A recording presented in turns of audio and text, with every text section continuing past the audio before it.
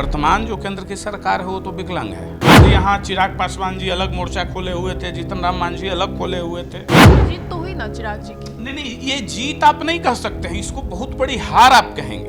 अब पशुपति कुमार पारस जी को कुछ कड़ा स्टैंड लेना होगा और लेकर यह स्थापित करें और अपने आप को सत्यापित करें कि नहीं, मेरा भी जनाधार जनता के बीच में है। विधानसभा चुनाव में इस बार प्रशांत किशोर हुंकार भर रहे, कमर कस लिए अपना। किसी को तुम तड़ाक वाली भाषा, ई ऊ, ये जगतानंद, वो नीतीश कुमार, अरे भाई क्या है, या तो अर्श पे मरेंगे नहीं तो फर्श पे मरेंगे।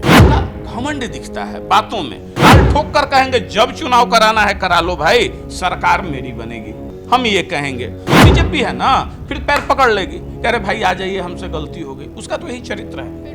भारतीय जनता पार्टी शुद्ध व्यापार करती है। जब तक पशुपति कुमार पारस जी से बेनिफिट था, उनको मंत्री बनाए रखा। जिस दिन मतलब निकल गया, तो एक बहुत अच्छा गजल है कि मतलब निकल जाने के बाद पूछता है कौन, वही हाल है। तो जानबूझकर छुआछूत को आड़े लाकर और वो दलित समाज का हक खा रहे हैं। यहाँ लोग उड़ते हुए चिड़िया को भी हल्दी लगाना जानता है। ये आंध्रा नहीं है, तमिलनाडु नहीं है, समझ गए। नमस्कार, आप देख रहे हैं देशवा न्यूज और मैं आपके साथ राजनंदिनी। देखिए, आरक्षण का एक ऐसा मुद्दा था जिसको लेकर बिहार की राजनीति में घमासान मचा हुआ था।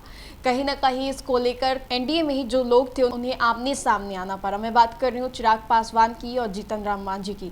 लेकिन इसके बाद हालात बदली और जिस तरीके से जो फैसला निकल कर आया, इस पूरे मुद्दे पे सीधी बातचीत करेंगे युवा समृद्धि दल की राष्ट्रीय अध्यक्ष अमित जी से। पहले तो बहुत बहुत शुक्रिया बातचीत की। जी बहुत बहुत धन्यवाद। क्या कुछ कहना चाहेंगे जिस तरीके से आरक्षण का जो मुद्दा गरमाया हुआ था, उसे अब जिस तरीके से कोटे की बातें चल रही थी, उसे केंद्र सरकार ने सुप्रीम कोर्ट के फैसले को लेकर खारिज कर दिया।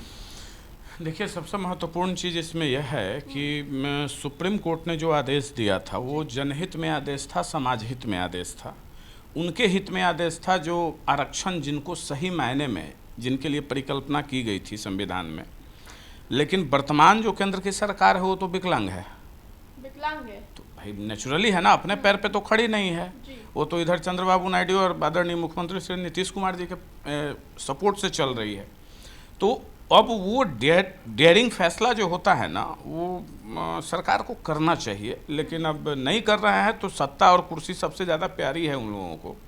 लेकिन फैक्ट है कि इससे अहित ही हुआ उस समाज का, जितने भी आरक्षण वाले हैं। अब बताइए, सुप्रीम कोर्ट ने क्या गलत कहा कि कोटे के अंदर कोटा। उसका तात्पर्य यही था कि अगर अनुसूचित जाति या अनुसूचित जनजाति में कई जातियां हैं, तो उसमें से कुछ एक जातियां हैं जो आरक्षण का लाभ लेकर आगे बढ़ते जा रही हैं, और दूसरी जातियां जिनको पता भी नहीं है कि हमको क्या मिलेगा नहीं मिलेगा। दूसरी जो महत्वपूर्ण बात थी, उसमें क्रीमी लेयर को बाहर करना था, क्रीमी लेयर को शामिल करना था कि भाई क्रीमी लेयर में जो है वो छोड़ दें, मतलब स्वैच्छिक तौर पे छोड़ दें। लेकिन चूंकि आप देखे होंगे कि संसद भवन में एक तस्वीर हमने भी देखा कि माननीय प्रधानमंत्री जी से जाकर लगभग सैकड़ों सांसद मिले जो रिजर्वेशन के कैटेगरी में आते हैं। क्या उनकी मानसिकता थी? अगर वो आज यहाँ चिराग पासवान जी अलग मोर्चा खोले हुए थे, जीतन राम मांझी अलग खोले हुए थे, लेकिन जीत तो हुई ना चिराग जी की। नहीं, ये जीत आप नहीं कह सकते हैं, इसको बहुत बड़ी हार आप कहेंगे। अगर हार हो गई, बिल्कुल हार हुई है। हार वो जीत मान रहे हैं, वो हार हाँ, है। बिल्कुल वो हार है। इस मायने में हार है कि अगर सही मायने में वो दलित वर्ग को का उत्थान चाहते हैं, अगर सही मायने में चाहते हैं कि हम उनके रहनुमा हैं, तो फिर आज उनके साथ नाइंसाफी किया आपने ना, तब तो आप स्वार्थी हो गए। और तर्क क्या दिए थे कि भाई मांझी जी एक मंदिर में गए थे तो मंदिर को धोना पड़ा था, अभी भी छुआछूत नहीं मिटा है। तो पहले उनको यह जवाब देना चाहिए कि उनके पार्टी के प्रदेश अध्यक्ष किस जाति से हैं। वो तो ब्राह्मण है। उनके पिताजी हों या वो हों, आज उनके पार्टी का सारा दारोमदार किसके कंधे पर है? सांसद किस जाति के अधिकांशतः हैं? उनके कार्यकर्ता किस जाति के हैं? क्या उनके साथ वो खाना नहीं खाते हैं? क्या चिराग जी के साथ वो बैठते नहीं हैं? चिराग जी से हाथ नहीं मिलाते हैं? चिराग जी के घर का पानी नहीं पीते हैं? तो फिर कहाँ रहा छुआछूत? ये तो जानबूझकर छुआछूत को आड़े लाकर और वो दलित समाज का हक खा रहे हैं, क्योंकि उनको तो छोड़ना पड़ जाएगा ना। जैसे क्रीमी लेयर की बात आएगी तो जितने भी वर्तमान में सांसद या विधायक हैं, चाहे किसी दल के हैं, सबको छोड़ना पड़ेगा। अब तो वही होगा कि पिताजी आईएएस हैं तो उनके पुत्र को भी रिजर्वेशन मिलता रहेगा। लेकिन उसी समाज का वो व्यक्ति जो मजदूर है, जो किसी आर्थिक सामाजिक असमानता या आर्थिक असमानता के कारण उनके बच्चे नहीं पढ़ पा रहे हैं, तो उनको कब इसका लाभ होगा। यानी कुल मिलाकर ये जो आरक्षण है, ये जैसा था वाजबी उसी स्थिति में है और तब तक भला नहीं होगा। हम तो कहेंगे कि इस समाज के लोगों को जागना चाहिए और अपने नेता से पूछिए कि श्रीमान आप मंत्री हो गए, विधायक हो गए, आपके बाल बच्चे हो गए, आपके पोता पोत सब लोग हो गए, तो आप छोड़िए जगह ना, हमको मौका दीजिए। क्यों नहीं मौका दे रहे हैं? क्यों क्रिमी जो आईएएस हो गए तो क्या आपके बच्चे को आईएएस बनने का अधिकार नहीं है, डॉक्टर्स इंजीनियर बनने का अधिकार नहीं है? जो वो सत्ता में बैठे हुए उनको हटाइए और हटाकर उनसे कहिए कि आप हमको मौका दीजिए। और जब तक नहीं होगा, और ये चीज ना कानून कर सकती है ना संविधान कर सकता है, इसलिए नहीं क्योंकि मतलब बिढ़नी का खोता जिसको कहा जाता है ना, मधुमक्खी का खोता है, हाथ कौन अपना जलाएगा, कौन अपना सेकेगा।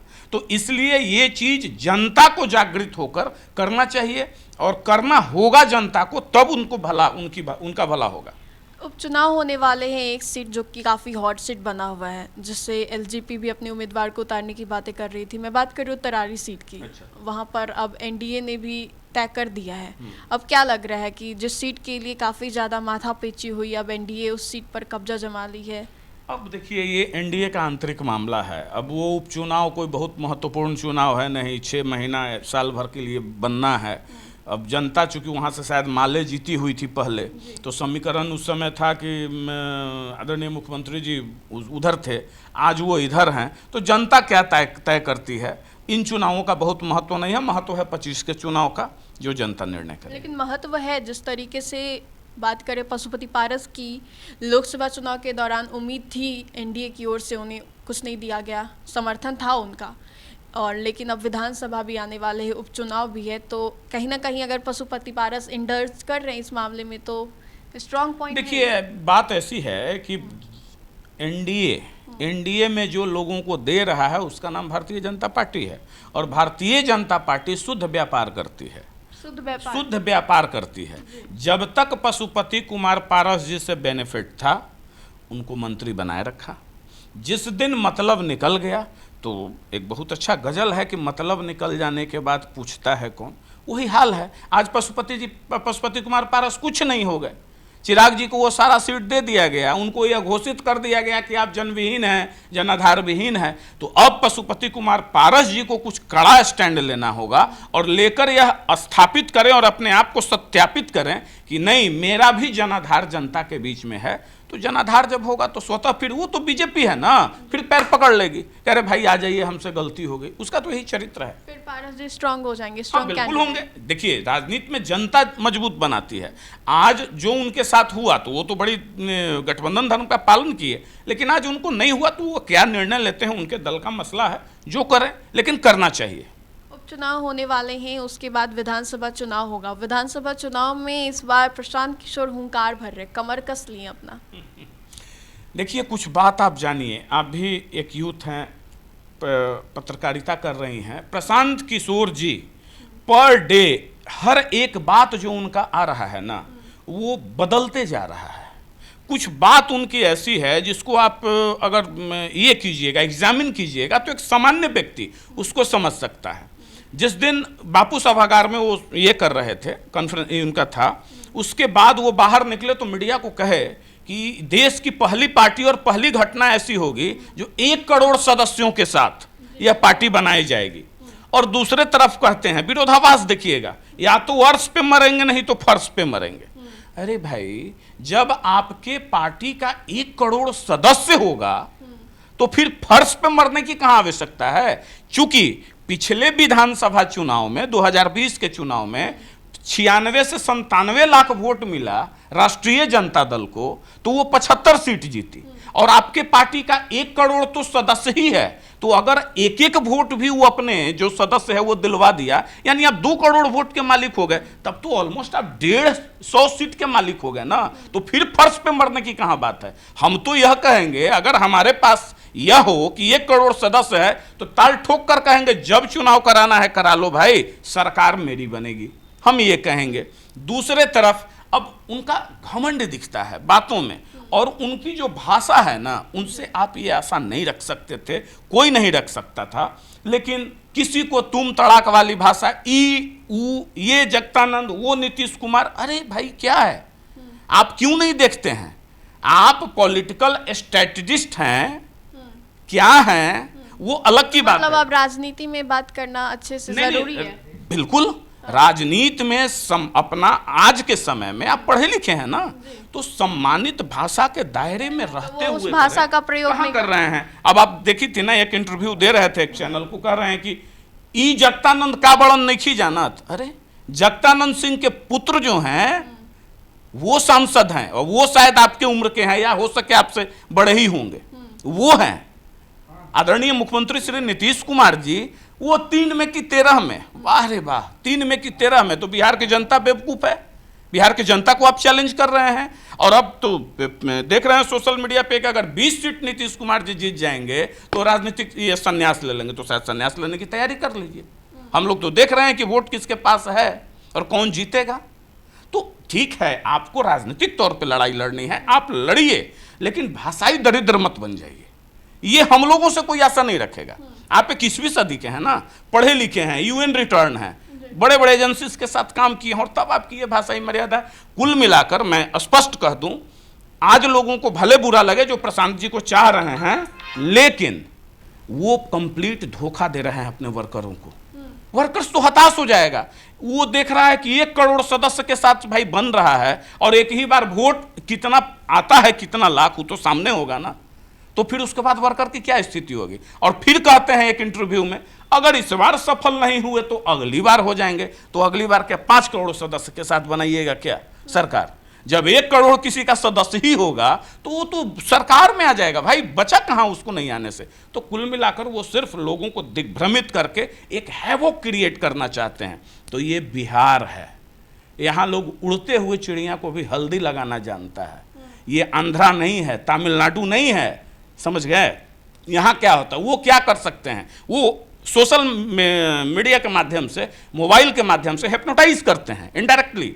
लगातार मोबाइल खोलिएगा, ये तो वो जो जितना ज़्यादा टेक्नोलॉजी में इन्वॉल्व स्टेट है वहाँ चल सकती है आपकी बात। बाकी नेता लोग टेक्नोलॉजी में इंडल्ज नहीं है। नहीं, टेक्नोलॉजी में जैसे इनका तो पूरा आईपैक जो है, जो ये करते हैं, क्या करते हैं, आप मोबाइल खोलिएगा तो जब हर एक पोस्ट, 3 पोस्ट के बाद चौथा पोस्ट उसका आएगा जिसका ये प्रचार कर रहे होते हैं। तो बिहार का लोग इसको एज ए एंटरटेनमेंट यूज करता है। वोट किसको देना है ये तय किए रहता है। बिहार में अच्छे अच्छे को हल्दी लगा दी गई है। आप आइए ना मैदान में, पहले मैदान में आ जाइए, 2 अक्टूबर वो आ जाएं। वो तो अब आने से पहले 4 तरह की झूठ बात कर रहे हैं। कभी कह रहे हैं 1 करोड़ सदस्य के साथ बनाएंगे, कभी कहते हैं कि भाई अर्श पे मरेंगे या फर्श पे मरेंगे, कभी कहते हैं कि भाई इस बार नहीं तो अगले बार। तो पहले अपना स्ट्रेटजी क्लियर कर लें, जनता को स्पष्ट मैसेज दें, अपने वर्करों के साथ तो न्याय कर दें ना पहले, उसके बाद फिर देखा जाएगा क्या होता है। बहुत बहुत शुक्रिया बातचीत के लिए।